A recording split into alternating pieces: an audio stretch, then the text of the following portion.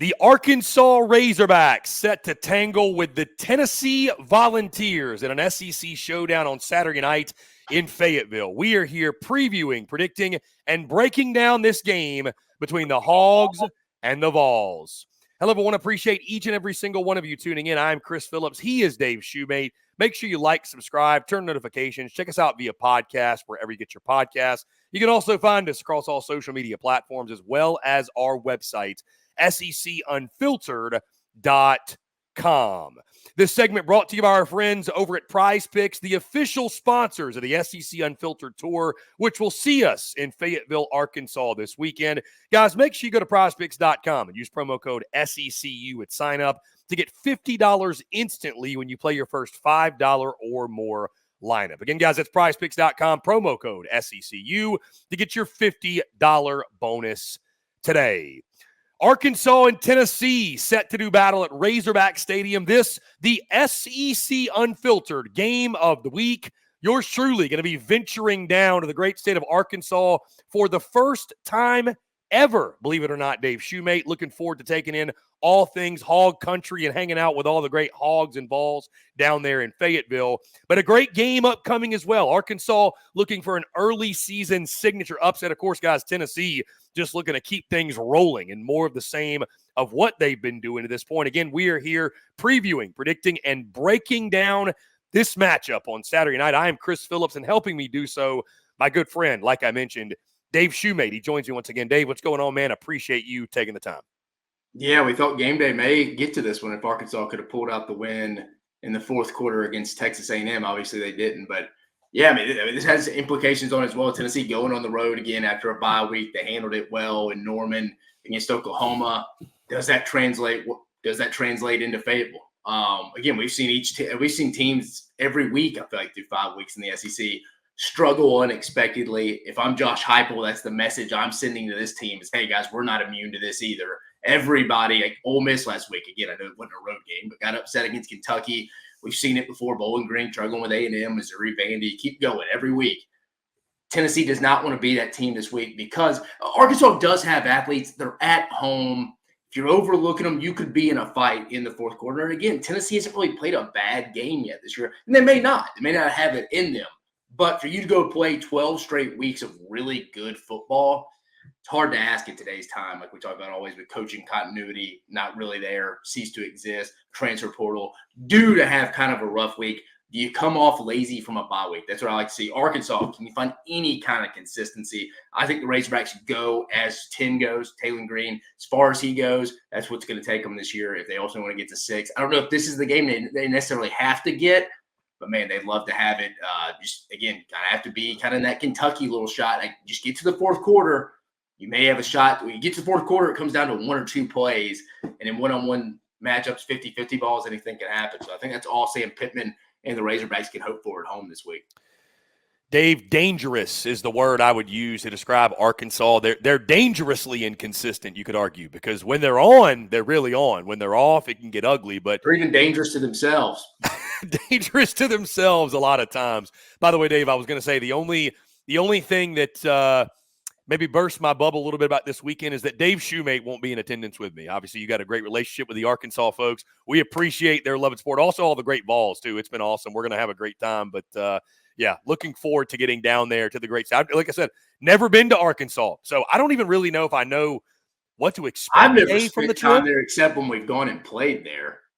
So I mean, I know they have Dixon Street, but I couldn't tell you what's really on Dixon Street.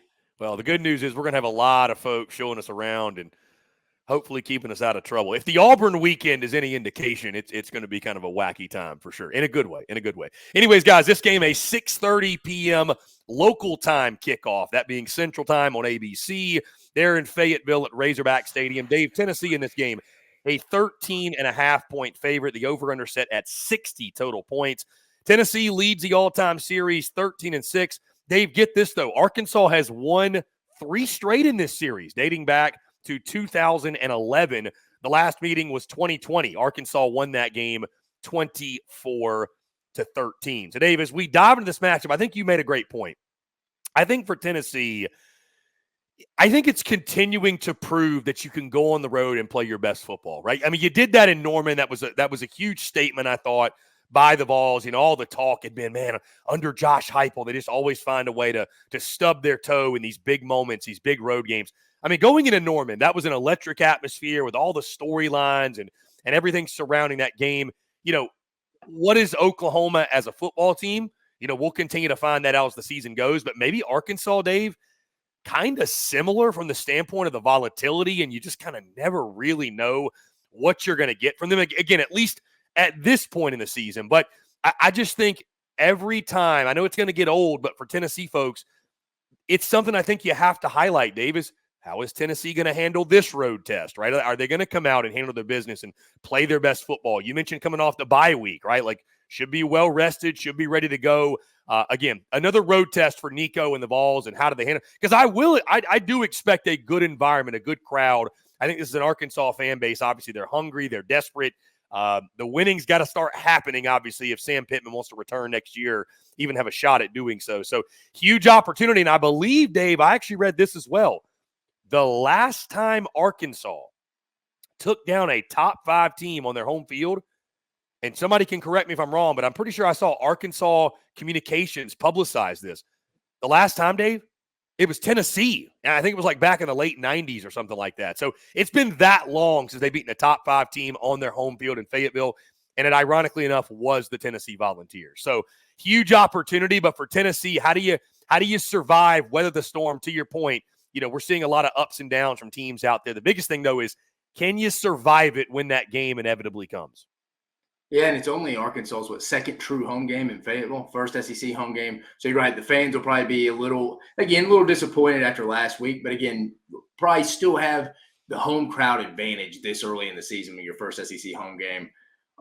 You mentioned it though, from a Tennessee standpoint, they came out of that Oklahoma game into the bye week pretty high. I mean, got John Campbell. Would have to go look up exactly what's wrong with him, but I haven't seen he's been ruled out. Lance Hurd missed the Oklahoma game 2 weeks ago in Norman.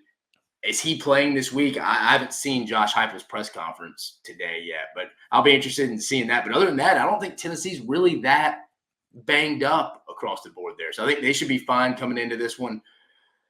I mean, I'm trying to think of another storyline to discuss here from the standpoint of, it's really just Tennessee just trying to keep that momentum, keep the snowball rolling, because they're the kind of team now, the lone soul in the SEC, and hadn't had kind of that lull game. I mean, I think Texas against Mississippi State was a little bit of Mississippi State style and just a little bit conceding that.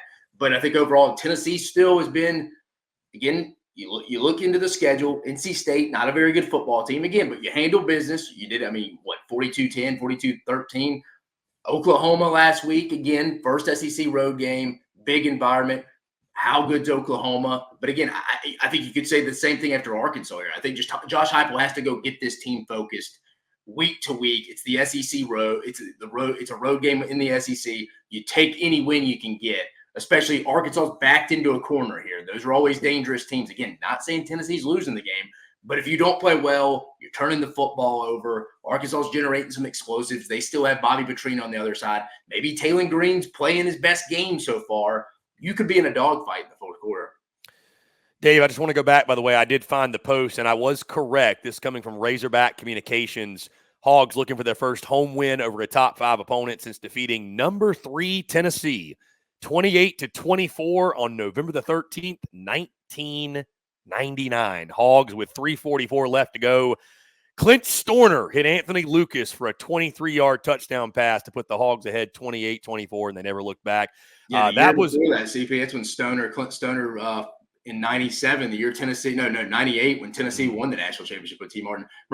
Arkansas was up and was essentially trying to run the clock out. He slips on. That's that play. Steps on him and he fumbles. Yeah. Remember back then, you couldn't really afford to lose games in the BCS. So that probably knocks Tennessee out. Tennessee obviously goes on beat Mississippi State in the SEC championship game and then beat Florida State out in Arizona. So that was a big one, but obviously Arkansas returned the favor the next year. So certainly, again, a lot of history between these two, although they don't play a ton. You mentioned, Dave, I want to get this too. I think something really interesting about this matchup, I do agree with you, it comes down to Taylor Green for Arkansas. And he has been, we've seen the best of him against Oklahoma State, which, by the way, Dave, I don't know what Oklahoma State is. I mean, I don't know if you've seen them since then, but they haven't trending down ever since they haven't looked all that great. So I'm not trying to take anything away, but it is what it is. But we've seen Taylon Green be really, really good, and we've seen Taylon Green just be completely lost. So it's like, what version of 10 am I getting? And he's got to go up, Dave, against that Tennessee front seven. That's one of the best in the country. I don't like that matchup for the Hawgs. Like that just doesn't bode well. And the reason I bring that up, Dave, is because I do think this is a game where, I've been asked a lot about, Tennessee's secondary. Have they really been tested yet? And I don't know that they have. I mean, Oklahoma certainly is no offensive juggernaut when it comes to passing the football, and neither is NC State, right? Like neither one of those quarterbacks, neither one of those offenses are built to really throw the football down the field. I think Arkansas, you and I have talked about, very underrated at the skill positions. I think they're very underrated at the wide receiver spot with guys like Andrew Armstrong, Isaiah Satania, Tyrone Broden, your guy.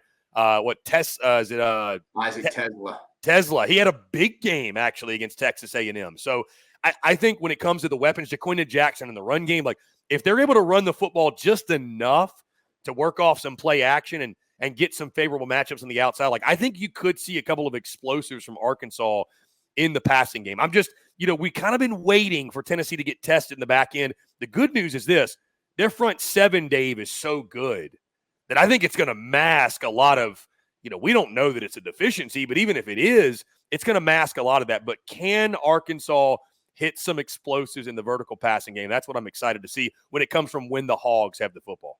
No, I think you're right, CP. Up front, that's where it starts. I mean, if Tennessee's getting through, if James Pierce, Joshua Josephs, Amari Thomas, guys like that, Omar Noman are getting in on the interior and on the edges and making it uncomfortable for already a guy that's a little shaky at times with his confidence, how he feels in Taylon Green, then it's not really going to matter what's going to happen on the outside. But, and again, I think Arkansas fans will tell you they've probably been pretty disappointed in the development of the offensive line under Sam Pittman. It's gotten worse pretty much every year. And obviously Sam Pittman, that's kind of what he hangs his hat on, is being an offensive lineman. When you talk best offensive line coaches of all time, Sam Pittman's in that conversation. I think in modern college football, we factor in recruiting development from going back to his days at North Carolina, even Tennessee with Derek Dooley. I mean, they weren't good, but they were really good on offense with Tyler Bray and them.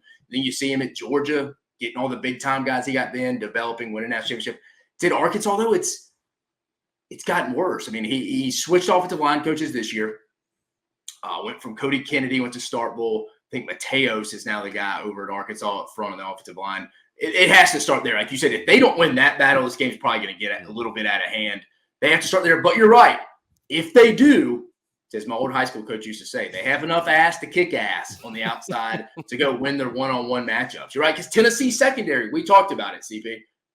It's improved. But again, we always say there's two things can be true at once. It's definitely improved. I don't really know how you could argue that as we stand right now. But how good is it? I feel like that's still, any realistic, objective person is still a little bit like, all right, we got up 2 scores against Grayson McCall and them, and that's not really what they do, stretch the field vertically. They got to be controlling the game to be at their best. So I don't really feel like we were overly tested there. Oklahoma, they were missing 4 of their top 5 guys. Their best 2 guys go out in the first half of the game. We're playing them.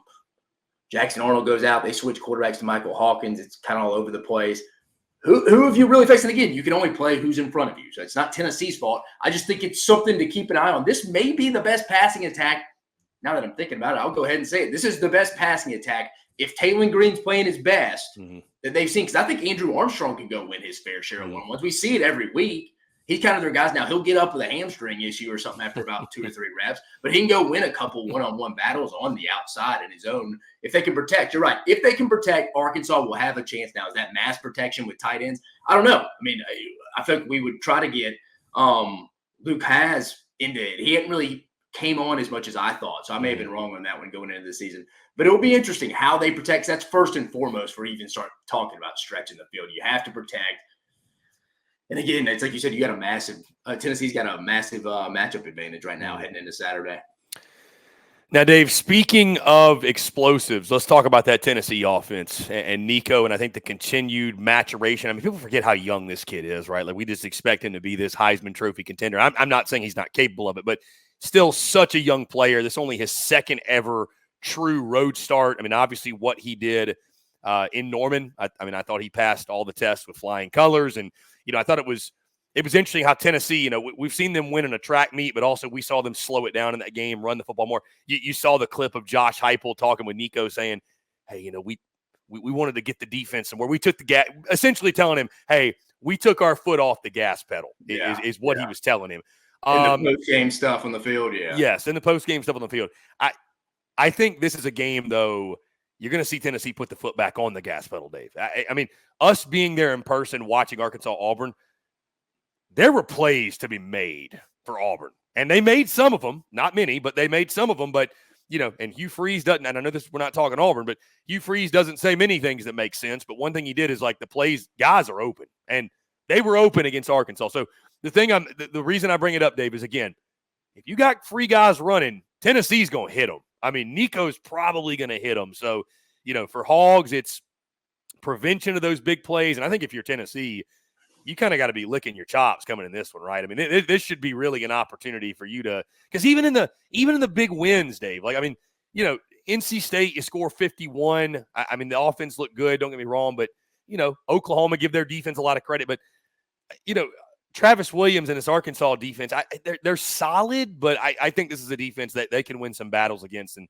have a lot of success. And again, we're talking explosive plays. I mean, I think Tennessee could have their fair share of them in this game on Saturday night. Yeah, Arkansas's defensive line can hold up for the most part. They do a pretty good job of holding up. I think Xavier Sori, the transfer from Georgia at the linebacker spot, he's been good. Addition to them as well. Secondary, you're right. But I was like, dude, we say this. Like, what secondary are you really in the league? I'm gonna talk about it on the show tonight when Dave talks about like who is the best secondary right now in the SEC. I mean, again, Arkansas's got holes. Tennessee's passed all their tasks, but I still think I hadn't been very hard tasks.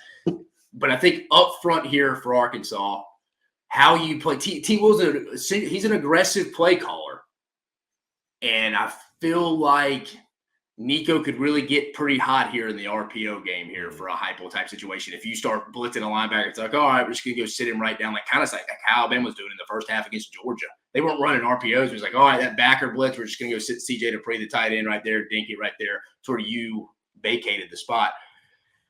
I mean, how aggressive are you this week? That's the thing, T. Will. If you're Travis Williams, how aggressive are you? I mean, I think that's something you got to start when you're game planning for Tennessee. It's like, boys, how aggressive do we want to be? Like, we're going to put our corners, our secondary on an island. They have Brew McCoy. They have Dante Thornton, Squirrel White. They can beat us. I think the key thing is if Arkansas wants to stay in this game, they have to be good on block destruction on the perimeter. If Tennessee can just do an extension of their run game, which has been really good so far with Dylan Sampson, if they can just do an extension of the run game on these screens and Brew McCoy is just putting Nico Slaughter, a former Tennessee player, just throwing him out of the club onto the sideline over there. Tennessee ain't going to have to stretch the field much and take many risks. They can just run that and get 8-9 yards. That'll be interesting. Like when they blitz and Nico gets it out quick on the edge and they're blocking, they have the numbers out there. You're going to have to win some of your one-on-one battles if you're that secondary up front. It's going to start, for me, it starts in that front level more than it does on the third level because I think Tennessee's not going to have to go extend that. So that'll be interesting from that perspective. And again, how aggressive are you? I don't have the answer to that. I would love to be a fly on the wall in that defensive meeting this week, being like, man, like I don't know, can we hold them up? Do we make Tennessee try to go drive 10 to 12 play drives on us? Can they be patient? Can Nico do that? I lean that a little bit. I don't know if I'm going to go be aggressive because we heard Sam Pittman say at SEC Media Days, what T. Will last year was in cover zero like 52 times last year. Can he be patient? I think that's the key thing to watch for Travis Williams this week, Saturday night in Fayetteville. Yeah, you got to pick and choose your spots, Dave, because I'm sitting here thinking too, listening to you is just, I mean, if you're Arkansas, you got nothing to lose. I mean, really, truly, you have no, I mean, you're the two touchdown dog. Here. I don't know what your prediction is. Me and you ain't even talked off the air about this. I kind of like Arkansas in this spot than I do them coming off the A&M win. Call me crazy. Call me crazy. I don't feel great about it. Again, we'll talk prediction in just a minute. But I kind of like Arkansas in this spot a little bit better than I do, again, coming off a big one. If College Game Day was there. Again, people forget College Game Day is a massive distraction internally. It's a different feel. I mean, production cameras all in your facility after a big win. Go ask South Carolina. Yeah, I mean, it's not, you know, and I'm not saying this to insult our friends down in Fayetteville, certainly before we embark on the great state and go to the game. But there are some programs, to your point, Dave, where it does feel like at times or maybe it's just a trend of late. I'm not saying it's a forever thing, but it's just like, man, doesn't it feel like every time those lights shine on you, you kind of just play your worst. I don't know if that's, I don't want to say that's something that Arkansas always does, or what. Like, there are some programs where maybe like you're not used to having that spotlight, and it just, to your point, you feel better about being in a position to, I don't know if it's sneak up on somebody, but kind of be the doubted, the underdog. It's really easy to have the chip on the shoulder. Hey, nobody's giving us a chance, boys. Let's rally together, lock arm in arm, and go out and give them hell and see what happens. Sure if you really asked Josh Heupel, he'd be like, I wish they would have won last week. I could have had my team's attention a little more. And maybe he still does. I think Tennessee is kind of a mature team, but they are young at some spots. Quarterback spot, for example, takes a mature team to go off a bye week. I mean, Tennessee's players are back home, back at their apartments watching the games this week, and they're probably like, I mean, we're better than Arkansas, guys. I mean, they are. I mean, Tennessee is the better team. I mean, what person's watched college football this year wouldn't tell you to steal one from Hugh Freeze? I mean, I think Tennessee would win this game 7 to 8 times out of 10, if not 9. Right? But yeah, I mean, I think that's the challenges with Heupel has a little bit now. That my team's really good. How do I keep them focused? Because again, they got very winnable games leading. I mean, CB, how shocked would you be if Tennessee dropped the game before Alabama right now, like on paper, objectively? Yeah, pretty surprised. So keeping your team's attention up to that point, and I think this is the most dangerous one. Mm-hmm. This is a very dangerous spot to be rolling into, I think, right now. Yeah, even before. Well, I should probably say even after. I mean, I talking to Tennessee folks before this, when they were asking about, hey, you just saw Arkansas, what should Tennessee fans expect? Kind of everything we've said, but dangerous. I mean, just dangerous is the word. Arkansas is a dangerous team because of they're like this, but when, are you going to catch them in a valley or are you going to catch them in the peak? And if you catch them in a peak, you might have a 4-quarter battle in your hands. You might be, 5 minutes left in the game and it's tied, But and again, something we never account for, CP, and I think we start to realize it as the weeks go on, and we're going into week 6. We played 5. Is when you're doing predictions, me and you were laughing about it last night on the phone about preseason predictions. You don't factor in like random penalties, and there's more penalties than there's been in college football in the last 5 years this year. I think like half a penalty. I was reading some article today. And then you don't factor in just dumb turnovers, and it's just like all it takes is maybe Arkansas just pins Tennessee deep in their own territory on a punt one time, just wins a field position battle, and Nico throws a pick 6, and it's just momentum from there, and it's just a dogfight the rest of the game. That just happens sometimes for whatever reason, because college football, as we both know, you're dealing with 18 to 22-year-old kids. Hell, I guess sometimes maybe 23, 24 with these COVID years, but momentum is so key. Momentum's so key. Arkansas, again, backed into a corner. I'm not hyping this game up for more than it is. It's just, if I'm Josh Heupel, I am a little bit more like, all right, guys, let's don't be getting too ahead of ourselves here. I know we got a big one in a couple weeks, but we got to rein that in. We're going on the road in the league against – I mean, CB, you told me, this is probably the best team Tennessee's played this year. I think Arkansas now would beat Oklahoma. I think they'd beat NC State. I agree. I agree 110%. Yeah, I think so. All right, that being said, Dave, let's get into our predictions. And to your point, I think you made a great point. I don't know that Tennessee hasn't had that game like many others where it's been really uncomfortably close. I mean, they handled Oklahoma. I mean, that game.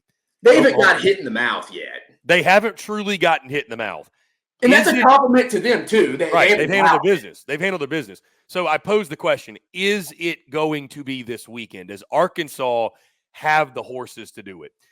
Like I said, I think the Hawgs, Dave, truly are a dangerous team. I agree with you that maybe not having College Game Day, and although we have the top tier crew, I think Fowler and Herbstreit and those guys are. SEC Nation there? I don't know that SEC Nation is there. I'm not sure, but you know what? SEC Unfiltered is there. So who? No, I'm just kidding. Better, yeah, bigger. But no, I mean it's just I think coming in that chip on the shoulder, kind of sneaking up on them. They feel like maybe that's an advantageous spot for Arkansas. But Dave, running game and defense travels, and Tennessee.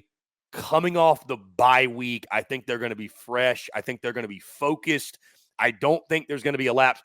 That being said, though, I do think we'll get a better version of Taylon Green.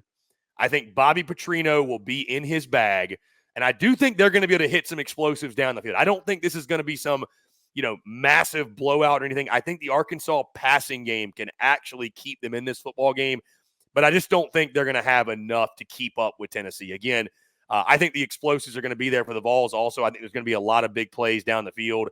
To your point, T. Will, he's going to take his shots and be aggressive. And I think when he does, I think Tennessee could make him pay. I think they're going to be able to win those one-on-ones on the outside. And I think they're going to be able to get the running game going with Sampson, and that's going to make Arkansas that's going to force them to make a choice on defense. Like, we got to pick one or the other. And I think once they start creeping up, I think you could see those guys, Thornton, Squirrel, White, McCoy, make some big plays on the field. Again, I think we go into the second half, Dave, and I think this is absolutely a game. I think Arkansas is going to give Tennessee their best shot. I just don't think their best shot is going to be good enough. So I'm going to lock it in. I've got Tennessee 38, Arkansas 27. Again, I think we see some offense in this game, some big plays on the field, but I don't think the Hawgs will have quite enough to keep up with Nico and the Vols. And Nico, by the way, he's played well, hasn't played great. I think we see him play his best game to this point in this game in Fayetteville. Yeah, I agree with it. Like you said, like I stated earlier, I like Arkansas better in this spot off a loss, as randomly as that sounds. I think Sam Pittman can get his team's attention. Got a really good Tennessee team coming into town. It's Arkansas's best opponent they face by far. Usually in college football, when a team's back into their wall, they do come play their best. I do think Arkansas has a good plan offensively. I think Bobby Petrino, at least if I'm Bobby Petrino, I'm testing that Tennessee secondary. I may regret it, but I'm going to go dip my toe. I'm going to jump in the water and see how cold it is, because I don't know if we've tested the temperature of the Tennessee secondary yet. Maybe we find out and it's boiling. You don't want to go jump in that.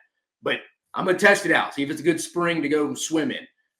But I do think they do have to establish a run game too now, or that it could be. And I said they got Rashad Dubinion off. I saw Say Pittman said today, off suspension. Jaquindon Jackson, you got to utilize Taylor Green. I think Taylor Green's going to have a big game in the run. I think on the edges, they're going to have to utilize him in the run game to keep Tennessee honest. Maybe if they're crashing in, he can keep it, pull it. I think you're going to see a really good first half offensive game plan from Bobby Petrino. I think the defense gets a turnover or two from Nico in the first half, keeps them honest. I'm with you. When push comes to shove, though, the running game travels, the defensive line travels. I think Tennessee settles in. I think there's a point in about the mid-third quarter where you're like, man, is this game going to go into the fourth? And I think Taylor Green has a big turnover, and I think that's kind of it. I think Tennessee puts together a good drive late, goes up 2 scores. I'm gonna go 38-28. Me and you are very close. I was close to going 38-30. I'm gonna go 38-28 though. I do like Arkansas. I'm not gonna bet this game. I would never bet an Arkansas game. Cannot trust those guys from a penalty turnover standpoint. I don't trust them. I would never bet my own money. Probably even some of the viewers' money on that. But if you made me pick this one this week from a line standpoint, I'd take Arkansas. What is it, the 14 right now? 13.5. 13.5. I'd probably that hook. If it was buy it up to 14 and take it. Buy it up to 14 and take it. Yeah. Go by half a point. I feel a little better. Again, Tennessee's the better football team here, guys. They win this game 9 times out of 10. I just like the spot Arkansas is to keep this game closer. It's kind of their last hurrah. First SEC game at home. There's going to be a lot of energy there. Night game, like you said. Again, this doesn't affect the kids on the field, but you do have the big game crew and Chris Fowler, Kirk Herbstreit calling the game. But no, I think Tennessee, they're built for this on the defensive line. That's why you ultimately win games even when you don't play your best. Like you say, Chris, run game, defensive line travels. When you're not playing your best, you can always lean on that. I think Tennessee does that before they head into a revenge game next week, them hosting Florida Saturday night at Neyland Stadium. So, guys, what do you think? Do you agree with us? Do you disagree? Who you taking when Arkansas and Tennessee do battle on Saturday night in Fayetteville? Guys, appreciate each and every single one of you tuning in. Again, make sure you like, subscribe, turn notifications. Check us out via podcast, wherever you get your podcast. You can also find us across all social media platforms as well as our website, SECUnfiltered.com. Until next time, he's Dave Shumate. I'm Chris Phillips. Appreciate each and every single one of you tuning in, and we'll catch you on the other side.